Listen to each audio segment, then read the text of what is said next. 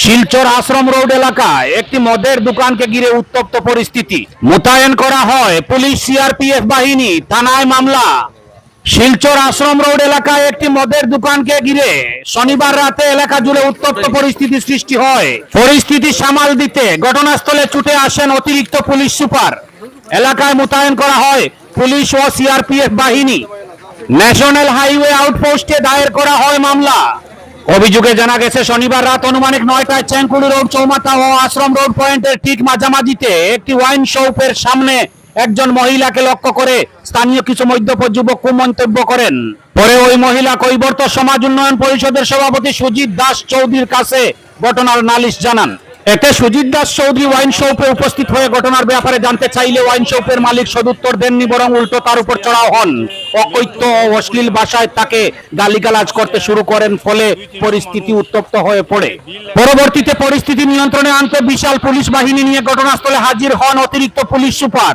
এক ঘটনার সুবিচার এবং ওখান থেকে মদের দোকানটি তুলে নেওয়ার দাবি জানিয়ে পুলিশে মামলা দায়ের করেন সুজিত দাস চৌধুরী সহ অন্যান্যরা।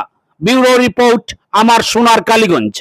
9টা থেকে 9:30 ভিতরে আইরাম, আর এরকম 50 জন মানুষ এরকম মদ খাইয়া সারি আমি এদিকে আইতেই পারলাম না। যেরকম ইচ্ছা গালি গালা যেটা ইচ্ছা করে। হ্যাঁ, আমার নাম মনীষা দাস, বাসা চেঙ্কুড়ি রোড। আচ্ছা, মানে আপনি আবার সময় আপনার লগে মানে অশ্লীল ভাষায় গালি আমি মাসে বাড়িতে গেছিলাম। আচ্ছা, অশ্লীল গালি গেলে আমি খাই এখানে কিতা হয়েছে, এই কিতা হয়েছে মদ খাই রামতে কিতা হয়েছে। এরপর আমি বললাম মদ খেলে ঘরে গিয়ে খাও না। এরকম খাওয়ার সত্ত্বেও আমার এরা গালাগালিজ করছে, যে তা খুশি মানে আমাদেরকে ইজ্জত বাঁচাই যেতে পারি না। তারপরে আমি সুজিতার কাছে গেছি, গিয়ে আমি কইলাম এরম এরম যদি হতে তো কেন চলা যেত না। আপনি প্রশাসনের কাছে কিতা বিচার লাগে? প্রশাসনের কাছে আমার প্রশাসনের কাছে লাগে এই মদের এই ইয়টা এখান থেকে উঠে যেত। ওয়ান শপটা একটা দুর্দশা কেন্দ্র। আজকে আমাদের যে মেন রোড বন্ধ করিয়া আজকে 200-300 মানুষ এখানে বিল লাগাই, আরও তো অন্য জায়গাতে ওয়ান শপ হয়, সুন্দরভাবে একটা করে মদের বোতল দেয় নেওয়া জায়গা। এখানে প্রায় 200-300-400 মানুষ এই মেন রোড রাস্তা বন্ধ করিয়া গাড়ি ঘোড়া খুব জাম লাগিয়া খুব কষ্ট হয় এলাকার মানুষের। বারবার এইসব ঝামেলা, ছাত্র এদিকে স্কুল স্টুডেন্টগুলা যাইতো প্রবলেম হয়, এগুলা বারবার ওনাকে জানানো হয়, এটার কোনো প্রতিকার করেই না, কারণ কোনো এটা গুরুত্বই দেয় না। বিশেষ করে আমাদের যে মাননীয় মুখ্যমন্ত্রী আছেন, আমরা এই এলাকার পক্ষ থেকে আমরা এখানে প্রায় 2-2.5 লাখ মানুষ আছে, এটার প্রতিকার করতে লাগবে। কত সহ্য হইব আজকের দিনে? যারা মায়েরা কাজ করে আয় সন্ধ্যার পরে এদিক দিয়ে আসতে খুব তারা জানো ভয় লাগে যে দিকে কেমনে যাইমু। প্রশাসনের কাছে দাবি কি তা রাখবা? প্রশাসনের কাছে আমরা দাবি এটা অন্যদিকে সরাই লয়ে যাক। আমরা মানে কেন এটা ওয়াইন শপটা আপনার বন্ধ হয়ে? হ্যাঁ, আমাদের একটা কীর্তনের স্থানও আছে, তারপরে শিশু মন্দির একটা স্কুলও আছে, এখানে একটা কলেজও আছে, মন্দিরও আছে। এদিকে খুব আমাদের এটা থাকায় আমাদের হিন্দু সমাজটা আছি, অনেক বিভিন্ন সমাজের আমরা এখানে বসবাস করি। আমরা এটার মধ্যে খুব আমরা কষ্ট হয় এদিকে, কারণ আমাদের ছেলে মেয়ে মানুষ করতে পারতাছি না, ছাত্র আসতে প্রবলেম হয়, বিভিন্ন ধরনের এটার মধ্যে আমাদের অসুবিধা। তাই মাননীয় মুখ্যমন্ত্রীর কাছে আমাদের আবেদন, এটা যেন এখান থেকে উর্দু করে অন্যদিকে নিয়ে যায়। আমাদের যে প্রশাসন আছে, ডিসি মহোদয়, তাদের কাছে আমরা এখান থেকে কালকে আমরা একটা অ্যাপ্লিকেশন দিব, আরও অনেক আগেও দিয়ে হয়েছে, সেটা গুরুত্ব দেয় না। কালকে আমরা সর্বজনীয় এখানে প্রায় 40-50 হাজার মানুষ আছে, সবার সিগনেচার লইয়া আমরা মহামান্য ডিসি মহোদয়ের কাছে এটা দিব।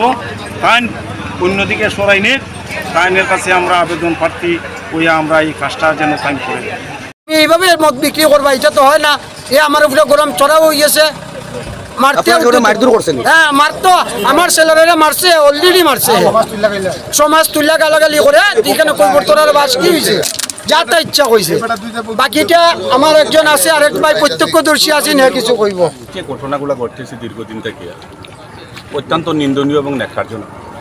কারণ এখানে বিশেষ করিয়া কৈবর্ত সম্প্রদায়ের মানুষ থাকাতে কিছু মানুষ ঈর্ষান্বিত করিয়া এখানে আমরা সর্বক্ষণ সেও প্রতিপন্ন করিয়া এখানে আচরণগুলা করে, যে আচরণগুলা আমরা সামাজিকভাবে অত্যন্ত আঘাত পাই এবং আমরা মর্মাহত।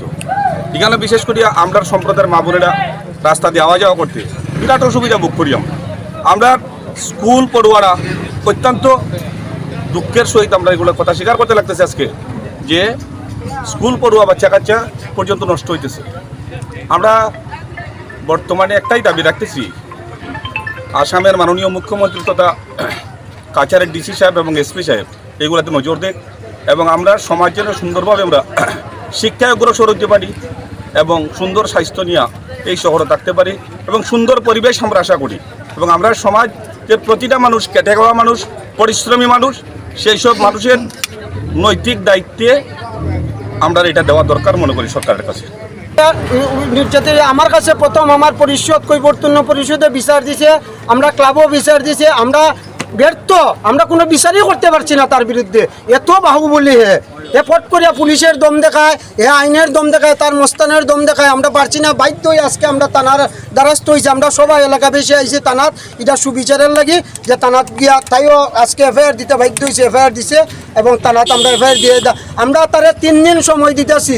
3 দিনের ভিতরে যদি এগুলো সংশোধন না করে আমরা এলাকারে বৃহত্তর আন্দোলন করিয়ে উঠবো এবং এলাকা বন্ধ করবো, যাতে আমরা কত হইলে একটা রেসিডেন্ট এরিয়া, যে জায়গাতে স্কুল কলেজ আছে, স্কুল কলেজ এরিয়াত কীভাবে ওয়াইনশপ হয়, কীভাবে এক্সাইজে পারমিশন দিল ওয়াইনশপে। আমরা এটা সবচেয়ে বড় কথা, একটা স্কুল কলেজ মন্দির এখানে পড়ার পরিবেশ, স্টুডেন্টরা আওয়া যাওয়া করে, এখানে একটা কীভাবে ওয়াইনশপ চলে। আর এইভাবে ওয়াইনশপ শিলচর শহরে কোনো জায়গাত নাই। ডেইলি সন্ধ্যার পরে 100-150 মানুষ রাস্তার উপরে বইয়া মদ দিন করে। আপনারা দেখবেন ডেইলি সন্ধ্যার সময় এখানে কী অবস্থা। কোনো ছেলেমেয়েরা হাঁটাফেরা করতে পারে না এবং তার কাছে কোনো কথা কোয়া যায় না, তারা গরম হয়ে যায়, উগ্র হয়ে যায়। তারা কিছু মানুষ গুন্ডা পালিয়ে রাখছে, তারা আনিয়া মানুষের মারধর করে, প্রত্যেক দিন এগুলা কাজ করে তারা।